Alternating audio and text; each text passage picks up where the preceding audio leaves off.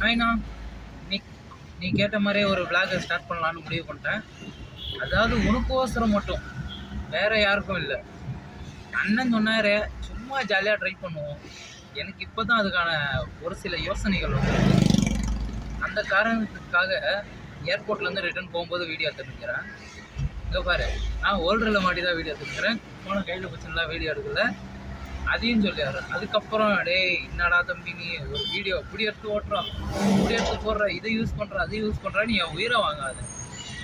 இருக்கத்தை வச்சு தான் யூஸ் பண்ணணும். நான் எல்லாத்தையும் நோண்டி கண்டுபிடிச்சி செத்து போகிற அளவுக்கு நான் பெரிய ஆள் கிடையாது. தம்பி இன்னும் அந்த அளவுக்கு இம்ப்ரூவ்மெண்ட் ஆகலை. தம்பி வாழ்க்கை ரொம்ப கஷ்டமாக போயிருந்தது.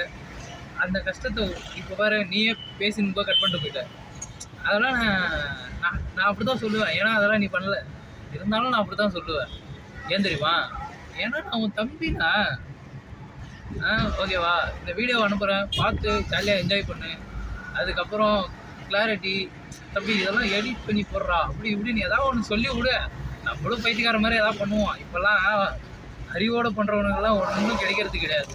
அறிவு இல்லாமல் எவன் பண்ணுறானோ அவனுக்கு தான் ஃபேமஸ். உதாரணம் வேணுமா?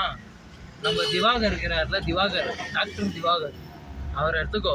அவர் தான் மஸ்ட் எக்ஸாம்பிள். மழை தூரினே இருக்குது. இந்த டெக்கட்லான்கிட்ட மட்டும் அப்படியே அட்ஜஸ்ட் பண்ணி ஓட்டின்னு வந்துட்டேன். பின்னாடி பேக் சைட் கேமராலே வீடியோ எடுத்தேன். என்ன ஒன்று மழைக்கு கொஞ்சம் கேவலமாக தெரியுது. கொஞ்சம் இல்லை, படுங்கேவலமாக தெரியுது.